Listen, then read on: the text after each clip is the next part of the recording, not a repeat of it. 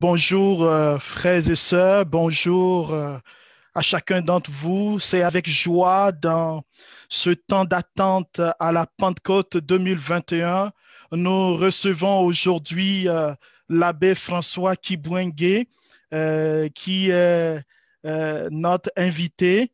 Et c'est avec joie, mon Père, que nous t'accueillons pour cette entrevue. Bienvenue. Et Merci. voilà. Et donc, chers frères et sœurs, avant de donner la parole à notre invité, j'aimerais avec vous lire le psaume de ce jour, le psaume de ce jour de l'Ascension dans notre Église, mais aussi dans l'Église locale au niveau du Canada, c'est le dimanche. Donc, permettez-moi de prier avec ce psaume. Au nom du Père et du Fils et du Saint-Esprit. Amen. Tous les peuples, battez des mains, acclamez Dieu par vos cris de joie, car le Seigneur est le Très-Haut, le Redoutable, le grand roi sur toute la terre. Dieu s'élève parmi les ovations, le Seigneur aux éclats du corps. Sonnez pour notre Dieu, sonnez. Sonnez pour notre roi, sonnez. Car Dieu est le roi de la terre, que vos musiques l'annoncent. Il règne, Dieu sur les païens. Dieu est assis sur son trône sacré. Merci, Saint-Esprit, de conduire ce moment et de bénir tous nos frères et sœurs qui nous écoutent et qui reçoivent ce message d'espérance. Amen. Alors, Amen. frères et sœurs, je suis le frère Honoré, je suis président du comité diocésain du renouveau de l'archidiocèse de Québec au Canada. Et nous organisons bientôt la Pentecôte diocésaine en communion avec les communautés nouvelles et les fraternités de notre diocèse. Et c'est à ce titre que nous recevons aujourd'hui le Père François, qui est notre orateur principal. Alors, rebonjour Père François. La première question pour vous, c'est qui est le Père François Kibwengue? On aimerait bien savoir cela. Alors, merci, Honoré, pour ce privilège que tu m'as fait. Je bénis le Seigneur pour ton propre témoignage chrétien. Et vraiment, je dois te le dire, tu m'édifies beaucoup. Alors, tu es un témoin vraiment de Jésus au milieu de nous. Alors, sois Amen. richement béni. Oui, Amen. François Guibouin, c'est un gars qui est un pèlerin sur la terre de vivant. Je suis originaire du Congo, Kinshasa. Je suis né dans une famille chrétienne. Je fais l'expérience douloureuse du deuil et de la mort de ma mère à l'âge de 3 ans. Je connais beaucoup de souffrances dans mon enfance quand mon père a épousé une autre femme qui était une veuve, alors que j'avais 10 ans à l'époque. La relation n'a pas été très, très bonne, donc j'ai beaucoup, beaucoup souffert. Euh, je, euh, je fais l'expérience de la formation au petit séminaire, une formation structurée. Donc, je suis le fruit d'une vie chrétienne structurée, d'abord dans ma formation de base. Et on avait un curé, un prêtre qui était très, très attentif à nous, les jeunes. Je le dis souvent, surtout dans ce monde où on parle beaucoup de prêtres qui ont abusé des enfants. Nous avons été vraiment, nous avons eu un père à travers ce prêtre-là. Et c'est ce prêtre qui a été vraiment, en quelque sorte, qui a servi d'inspiration pour moi. Et d'ailleurs, quand on me posait la question au séminaire, pourquoi tu veux devenir prêtre, je répondais tout le temps que c'est parce que je veux être très bon. Parce que ce prêtre-là était très bon. Moi, j'étais encore enfant, j'ai vu sa bonté. C'est tout ce que je pouvais penser du prêtre qui devait Mhm. être très bon. Alors, OK. donc, je n'avais pas encore une référence à Christ.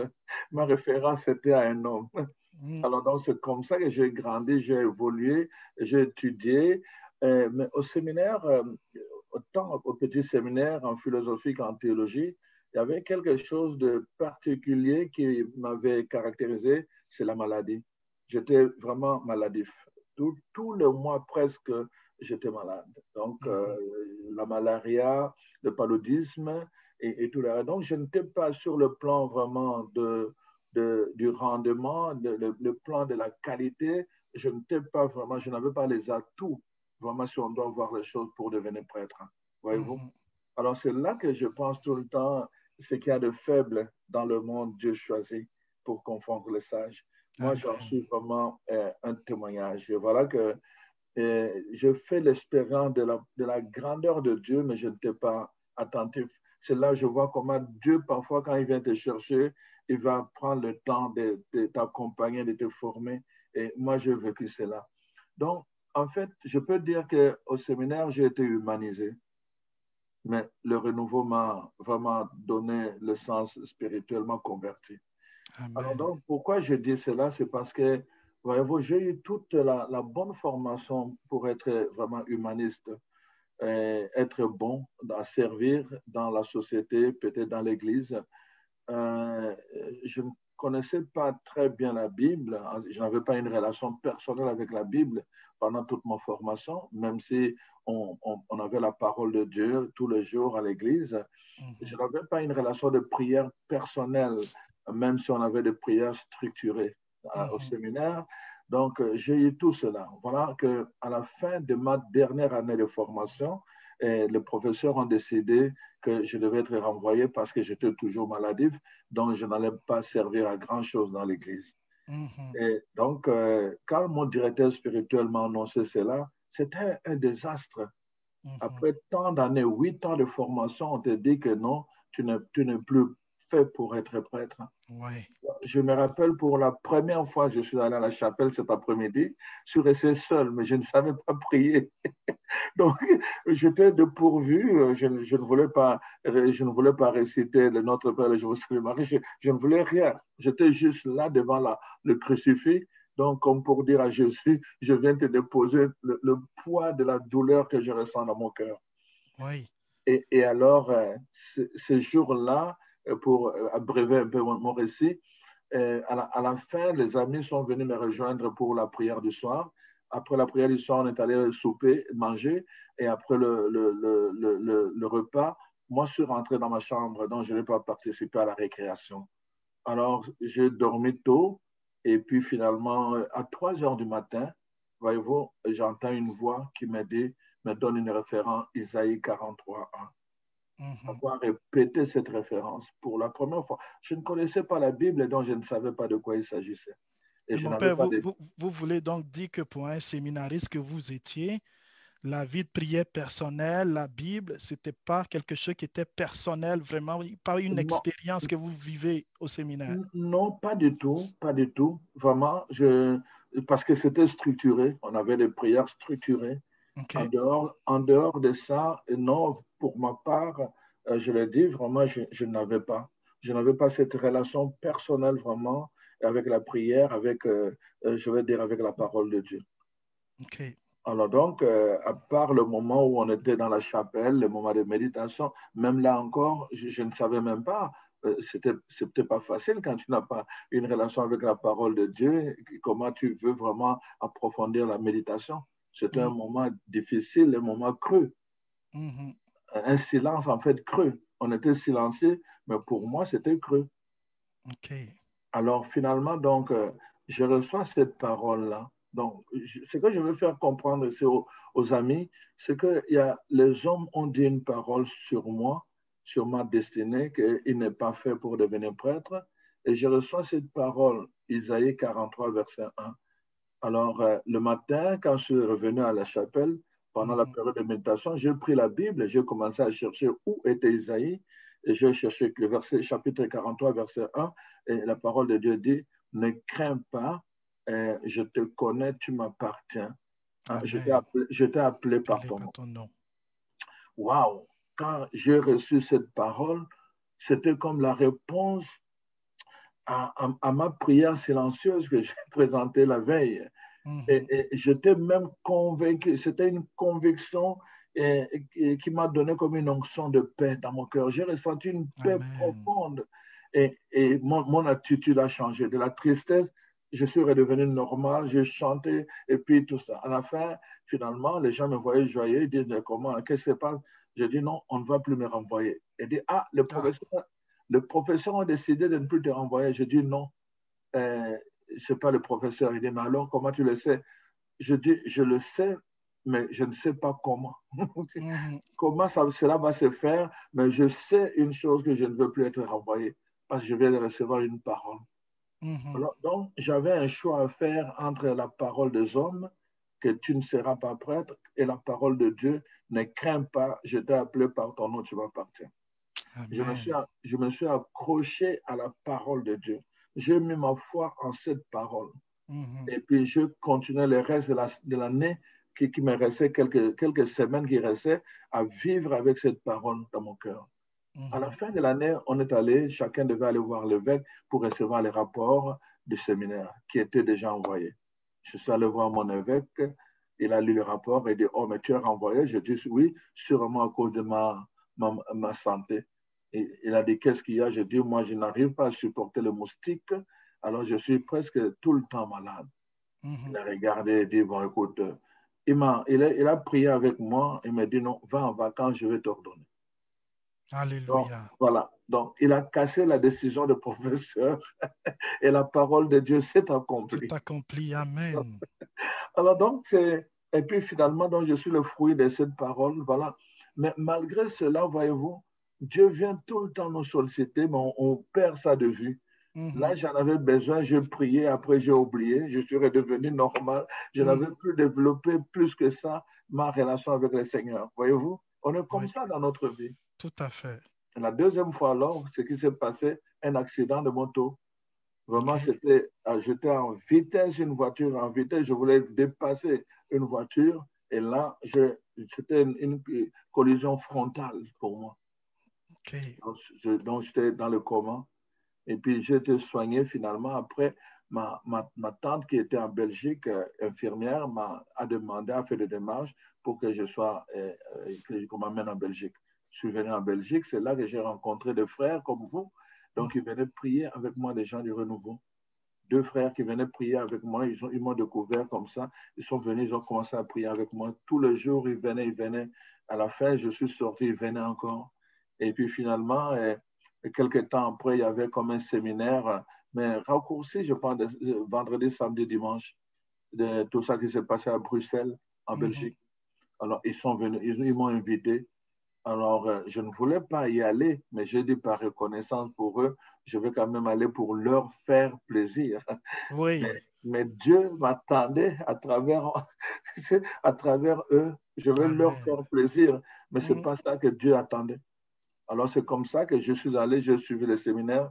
Il y a eu un témoignage qui est venu me rejoindre en profondeur. En profondeur. Alors, vraiment, je ne pouvais plus résister. C'était impossible. Mhm. Alors, finalement, à la fin, les derniers jours, quand on a appelé les gens pour s'élever, ceux qui voulaient aller donner leur vie à Jésus, je me suis levé. Je suis allé en avant devant des laïcs. Vous J'ai étiez donné ma vie. prête à ce moment, hein? Mais oui, j'étais Oui. jeune prêtre, hein, jeune Oui. prêtre. Ça devait être choquant de voir le prêtre qui avance pour donner sa vie. Bah oui, mais c'est tout ce qui me faisait résister, c'était cela. Que je OK. suis prêtre, qu'est-ce que eux ont à me donner, des choses comme ça, tu vois. Mm. C'était vraiment ça. C'était le blocage, c'était ça, le fait d'être prêtre. Oui. Alors, mais là, j'ai dit, je vais être comme un enfant. Je suis bien Alléluia. avancé et deux frères m'ont imposé les mains, ils ont commencé à prier et ils m'ont fait une prophétie en disant que voilà, Dieu va faire des grandes choses à travers toi, mais nous voyons de croix sur ton chemin. Mhm. Mais écoute, là, moi, je n'avais jamais connu ce langage de prophétie. Nous, on a étudié le prophète dans la Bible, mais Mhm. ces affaires de prophétie, je ne comprenais pas c'était quoi. Tu comprends? Je dis, mais écoutez, j'ai déjà fait le pas pour venir vers vous, n'inventez plus de choses. Mhm. Alors, l'autre me dit, voilà, le Seigneur te donne un signe, ce n'est pas toi qui iras vers eux, ce sont eux qui viendront vers toi. C'est le signe qui te donne. Je dis, mais qu'est-ce que ça signifie, ces choses? Alors, Mhm. bon, j'ai accueilli le reste avec le doute. Il y a eu un doute en moi. Et finalement, à la fin, voyez-vous, de mon séjour, je suis allé au Luxembourg. J'avais une dame qui m'avait beaucoup supporté au séminaire. Je voulais aller lui dire merci. Alors finalement, au Luxembourg, je suis allé à leur prière. Une autre dame, à la fin de la prière, m'a dit, est-ce que je peux vous parler? L'Esprit met à mon cœur là de te dire que Dieu va beaucoup t'utiliser, mais j'ai l'impression que tu pourras vivre. Quand j'ai entendu ça, j'ai dit deux endroits différents, même Oui. message, là, je ne peux plus douter. Amen. Donc, c'est ça qui a été le commencement dans ma vie. Voilà, un peu ce que je suis devenu. Amen. Merci, Père François. C'est un témoignage vraiment riche et puis on voit bien que le Seigneur, il vous a choisi, il a brisé les résistances parce que chacun d'entre nous, effectivement, on a des résistances. Étant prêtre, ça n'a pas dû être facile, c'est une grande lutte, mais Dieu a vaincu et il a permis que vous soyez comme un petit enfant aujourd'hui. Alors, que pouvez-vous nous dire sur l'expérience de la Pentecôte pour nous chrétiens aujourd'hui? Parce que de ce que j'entends, vous avez vécu une expérience dans l'esprit. Alors, ce que je peux dire vraiment, c'est une très belle question, mon frère Honoré. Voyez-vous, le problème, je donnais un enseignement où je leur disais que il faut passer comment je vais dire, de la pensée de reproduire la Pentecôte comme un phénomène de calendrier liturgique à une expérience à vivre. Moi, je pense que le danger qui nous guette aujourd'hui, c'est que à force d'avoir la Pentecôte chaque année à une date précise, c'est-à-dire 50 jours après la Pâque, on peut tomber dans une routine, tomber dans la routine. Donc, penser que l'espérance du Saint-Esprit se vit seulement les jours de la Pentecôte. Moi, ce que je voulais dire vraiment, il faut que les gens s'ouvrent à la grandeur de ce que le Saint-Esprit est. Il est éternel, il est esprit, il se donne quand Dieu, la parole de Dieu dit, Dieu donne, si vous qui êtes mauvais, vous savez donner de bonnes choses à vos enfants, combien plus votre Père donnera-t-il le Saint-Esprit à ceux qui le lui demandent. Donc, Alléluia. à tout moment, on peut faire l'expérience du Saint-Esprit, l'expérience Amen. de la Pentecôte. Moi, vraiment, voyez-vous, je donnais, quand j'étais prêtre, le jour de la Pentecôte, j'ai prêché sur le Saint-Esprit, mais je n'avais aucune communion avec lui. Et c'est ça toute la différence, la communion. La communion, c'est une relation au quotidien. Amen. C'est une relation. Un enfant qui est en communion avec sa mère par le cordon ombilical, c'est tous les jours, c'est-à-dire le mouvement qui bat le cœur de la mère a un impact sur l'enfant, la nourriture que la mère prend a un impact sur l'enfant, et c'est une communion. Et Dieu veut que nous puissions être dépendants, comme l'enfant est dépendant de sa mère, et que nous puissions être dépendants du Saint-Esprit par cette expérience de relation communion. Et quand nous vivons cette relation-là, alors donc l'expérience se fait. Voyez-vous, frère Honoré, les gens veulent la puissance parce que le Saint-Esprit, Jésus a dit, vous allez recevoir une puissance. Les gens veulent la puissance, mais tu ne peux pas recevoir une puissance sans être connecté à la source de cette puissance. Tout à fait.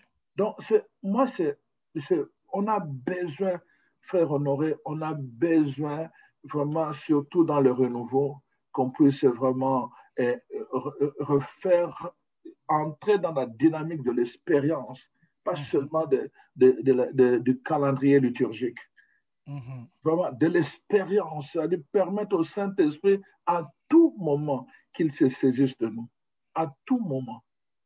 Et vraiment, moi, c'est vraiment ce que je peux vraiment dire dans mon expérience que j'ai faite. Je suis passé donc de parler du Saint-Esprit à vivre du Saint-Esprit. Et je pense que c'est très, très important. L'Église est née du Saint-Esprit. C'est avec toutes les crises que nous venons de traverser, c'est à partir du Saint-Esprit qu'elle doit être guérie. Et nous sommes l'Église.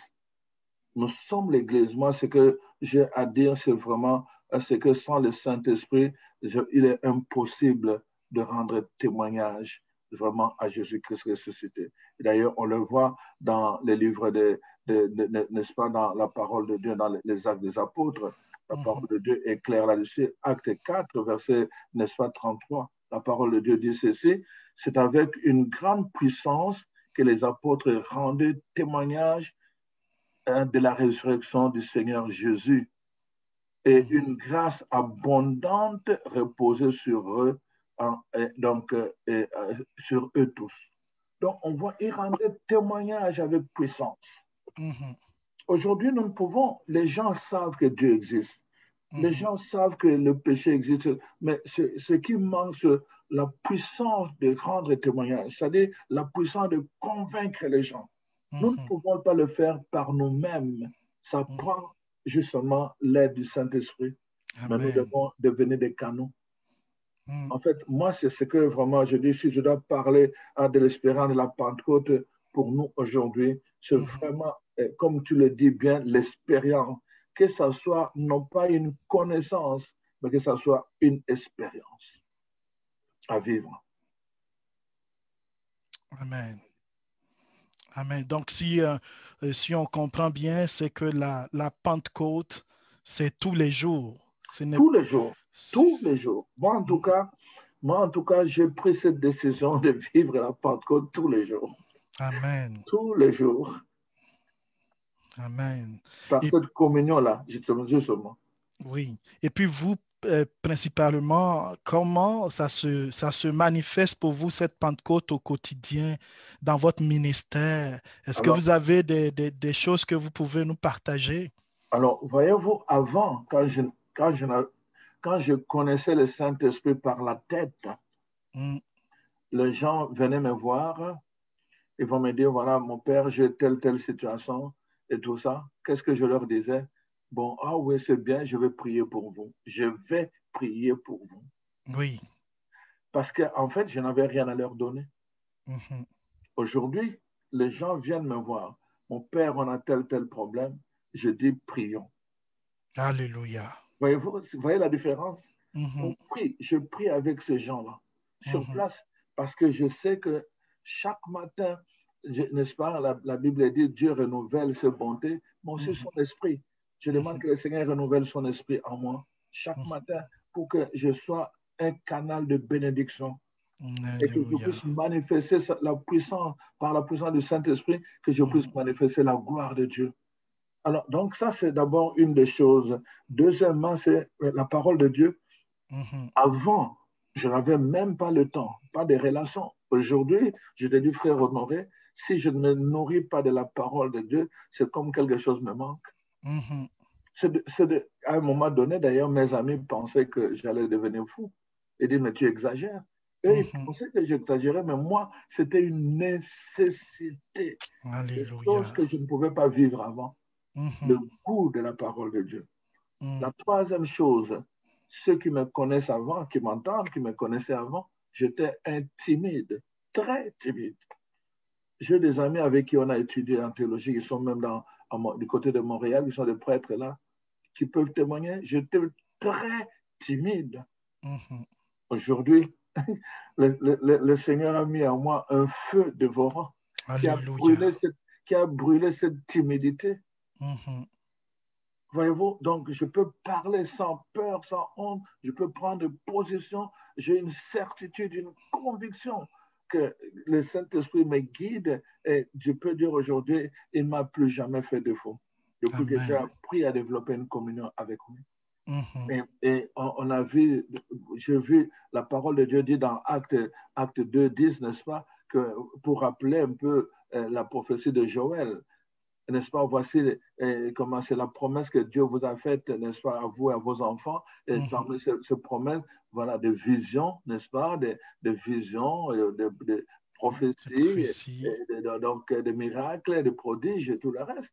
Mais c'est des choses que je ne vivais pas avant. Aujourd'hui, je vais être en prière pour quelqu'un, le Seigneur va me révéler des choses sur lui. Ce que je n'avais jamais vécu avant.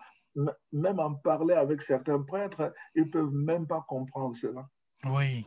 Parce que moi, avant, je ne comprenais pas. Mhm, mhm. Et ça, c'est le fruit, justement, le conséquent de cette communion avec le Saint-Esprit, de la Pentecôte en moi.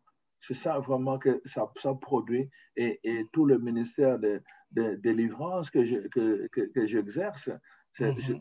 je le dois. Comment tu peux vraiment t'engager contre les esprits impurs et les esprits mauvais si tu n'as pas l'Esprit de Dieu? C'est Oui, impossible. c'est impossible. Donc, ça, c'est vraiment c'est la manifestation, c'est-à-dire la façon que l'Esprit se rend manifeste en moi. Et c'est Mhm. là, quand nous parlons du témoignage, frère Honoré, c'est Oui, cela. On ne peut pas parler de la Pentecôte. On doit vivre la Pentecôte, c'est-à-dire à un moment donné, permettre à l'Esprit de se manifester en nous. Ça, Amen. c'est manifester. Amen. C'est très beau ce que vous dites, hein, permettre à l'esprit de se manifester parce qu'on ne peut pas témoigner de la part de Jésus si on n'a pas une communion avec le Le Saint-Esprit. Saint-Esprit, c'est ça. Aïe. Si on n'a pas cette communion, si on ne devient pas ce canal qui, chaque jour, j'allais dire, est visité par l'Esprit pour permettre à la lumière de Dieu de toucher des cœurs et de nous visiter nous aussi. Merci beaucoup, c'est très édifiant. Alors, je sais que euh, nos, nos auditeurs qui nous écoutent et ceux qui nous suivent euh, se demandent aussi, parce que bientôt c'est la Pentecôte, on est en 2021, et notre diocèse de Québec, à l'instar des groupes de prière, des communautés qui organisent des temps de rencontre, nous organisons une Pentecôte virtuelle le dimanche de Pentecôte, le 23 mai, de 14h à 16h30 heure de Montréal. Et vous êtes l'orateur principal. Alors, Père François, quel message voudrez-vous donner ou lancer, quel appel voulez-vous lancer à toutes ces personnes qui nous écoutent par rapport à cette intervention, cette Pentecôte 2021 que vous allez prêcher? Alors, le premier message, c'est que, en fait, les temps qui viennent ne seront plus comme avant Mhm, à cause de cette pandémie que nous sommes en train de vivre. mhm, Et beaucoup de personnes vont développer des relations de méfiance. Le rassemblement va être très, très difficile. Ça prendra beaucoup de temps. La foi de plusieurs personnes va s'estomper à cause justement du fait qu'ils étaient structurés et que leur foi était structurée, soutenue par la foi des autres. Alors donc, c'est ça. mhm, Ce temps est un temps de grâce en même temps parce que ça nous a permis évidemment de prendre conscience que notre vie spirituelle nous appartient d'abord, que mhm. les structures peuvent tomber, les églises peuvent fermer. Si nous n'avons pas une relation personnelle avec Jésus-Christ, nous Mhm. sommes foutus. Et vraiment, je pense que c'est important que les gens comprennent cela. Être chrétien signifie être disciple du Christ. Et ce Mhm. temps vraiment nous permet de réaliser cela, et être les disciples du Christ. Donc, pour moi, c'est un temps personnellement qui m'a permis finalement à m'approcher davantage du Seigneur, à le chercher dans ma relation personnelle. Parce qu'à l'église, comme l'église est fermée, je ne peux pas toujours aller là. Mais au moins, Dieu, maintenant, je peux lui ouvrir la porte pour qu'il vienne chez moi et que je puisse Amen. vivre la relation intense que je pouvais vivre à l'église, la vivre en même temps ici chez moi. Quand je vis Mhm. et je nourris ce genre de relation, quand l'église va ouvrir, je n'aurai pas de problème parce que la même relation, je continue à développer cela chez moi. Et je pense que Mhm. c'est ça qui est très important. Et comme je disais, et quelque part, c'est donc le sens ou le but plénier vraiment de la vie chrétienne, c'est vraiment la transformation profonde de tout notre être. Donc, afin que, n'est-ce pas, nous puissions en arriver à dire, comme Paul dit dans Galates 2:20, ce n'est plus moi qui vis, c'est le Christ qui vit en moi. Le Mhm. premier chrétien, on les appelait les Christophores, c'est-à-dire des gens qui portaient le Christ. Mhm. Et je pense qu'en ce temps de crise, nous avons besoin non pas des chrétiens d'église, nous avons besoin des Christophores, des gens qui portent le Christ dans la société et non plus dans l'église, dans la Mhm. société. Alors, frère Honoré, laisse-moi dire à ceux qui vont suivre vraiment le séminaire de la journée, qui vont vivre la journée de la Pentecôte ensemble avec nous, que n'oubliez pas que la Pentecôte a commencé dans un moment de confinement. Les apôtres étaient confinés dans une chambre haute. C'est dans leur confinement, mais ils étaient en attente dans ce temps de confinement. Ils ont désiré vivre une expérience malgré leur confinement. Pendant ce temps-là, on le persécutait, mais ils étaient en attente et ils ont attendu, n'est-ce pas? Ils ont attendu le Saint-Esprit et le Saint-Esprit est venu le toucher. Le Saint-Esprit est venu transformer leur vie. Et c'est ça qui est merveilleux. Donc, le don du Saint-Esprit est venu dans une période de confinement. Et je pense que cette Pentecôte tombe très bien. Malgré le confinement, nous aussi, nous pouvons attendre et désirer vraiment que cet esprit, sans lequel vraiment nous ne serons pas habilités à affronter les difficultés, les persécutions, les réalités du monde.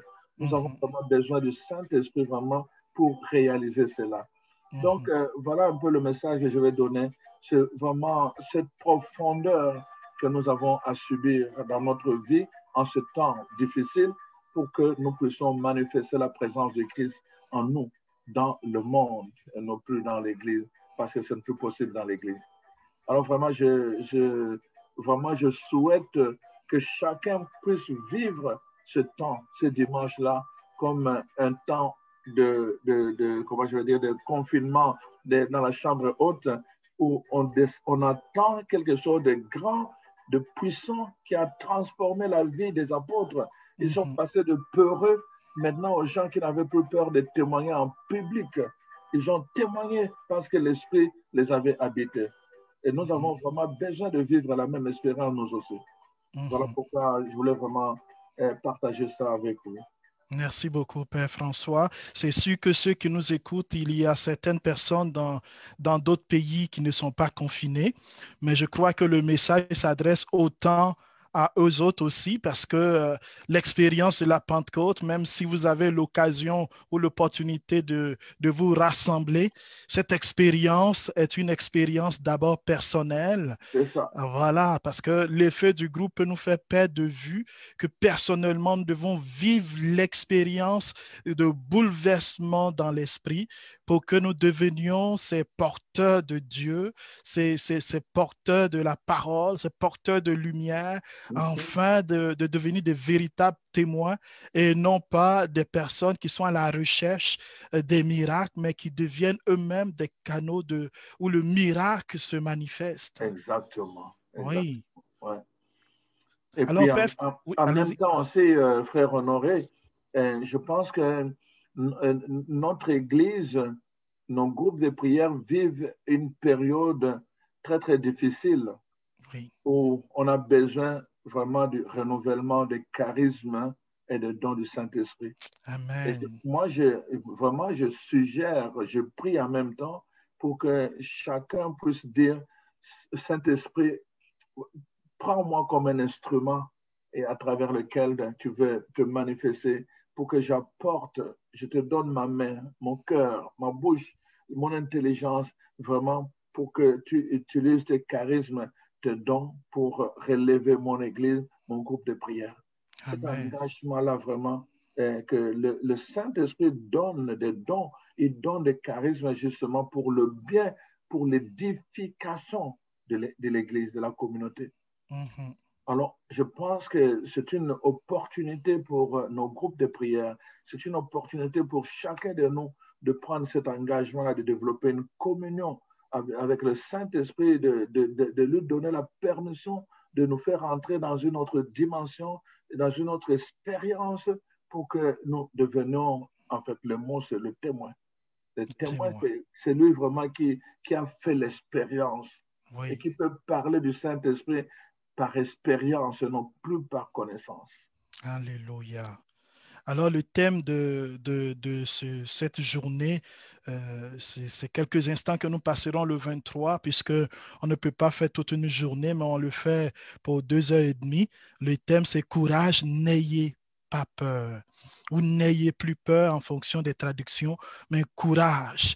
Alors on voit bien que l'Esprit consolateur, il sera au rendez-vous, il nous invite chacun d'entre nous. Alors, est-ce que vous avez un dernier mot avant que nous mettons un thème à cette interview? Un dernier mot, c'est vraiment le temps est venu, chers frères et sœurs, de faire la différence. J'aime beaucoup la prière de Moïse dans le livre d'Exode 14, quand il dit au Seigneur que si tu ne marches pas avec nous, alors ne nous fais pas bouger d'ici. Amen. Vraiment, je prie pour que chacun fasse de cette prière un désir profond de son cœur. Seigneur, Saint-Esprit, si tu ne marches pas avec moi, ne me fais plus bouger d'ici. Vraiment, ce besoin de marcher avec Dieu, que cela puisse habiter notre cœur au quotidien. Voilà. Amen. Merci, Père François.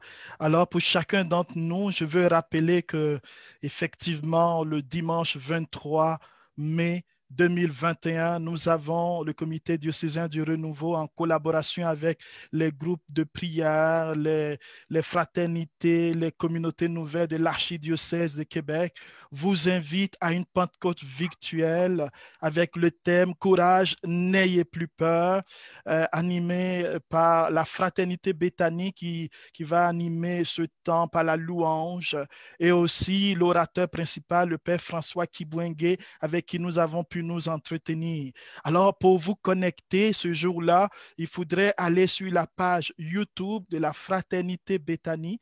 Vous écrivez Fraternité Béthanie, c'est le dimanche 23 à quelques minutes avant. Ce serait ouvert. Vous pourrez être déjà en direct parce que nous commencerons 30 minutes avant 2 heures, heure de Montréal avec le chapelet. Donc, vous pourrez être là depuis 13h30 heure de Montréal avec le chapelet, la louange, l'enseignement. Nous aurons un temps d'effusion de l'esprit, de manifestation des charismes, car il est temps que nous puissions nous laisser saisir par l'esprit.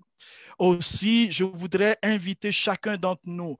Et c'est une invitation que le Seigneur a mis dans mon cœur. Je partage cela avec vous, si vous le voulez bien. Et la neuvaine de l'Esprit Saint est une possibilité ou une occasion qui nous est donnée pour bien nous préparer à vivre l'expérience de la Pentecôte.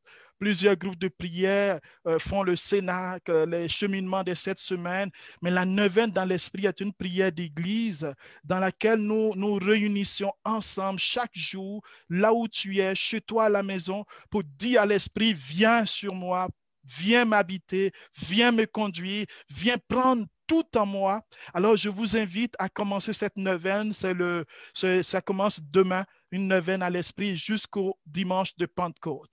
Sur ce, je tiens à vous remercier, chacun d'entre vous, pour votre présence, de nous avoir suivis. Merci, Père François, pour votre disponibilité, toujours appréciée, et au plaisir de se revoir le dimanche 23 mai pour ce temps de grâce, ce temps de bénédiction pour notre diocèse et pour tous les diocèses, tous ceux qui vont nous suivre dans le nom de Jésus, soyez bénis. Alors, je vous laisse nous donner la bénédiction, si vous le voulez bien. Alors que Dieu notre Père, le Dieu qui nous a établis sur cette terre pour être sel et lumière, le Dieu qui nous accompagne, le Dieu qui nous bénit, pour que nous devenions à notre tour bénédiction, répande sur chacun de vous sa grâce, son onction et sa bénédiction qui renouvelle son esprit dans votre cœur et que tout cela soit scellé par l'œuvre de la croix de notre Seigneur Jésus-Christ, au nom du Père et du Fils et du Saint-Esprit. Amen. Amen. Merci Père François Voilà. et merci chers auditeurs. Dieu vous bénisse et on se donne rendez-vous dimanche 23 mai de 14h, de 13h30 à 16h30 heure de Montréal. Amen. Amen. Voilà. Bye Bye bye. bye à tout le monde.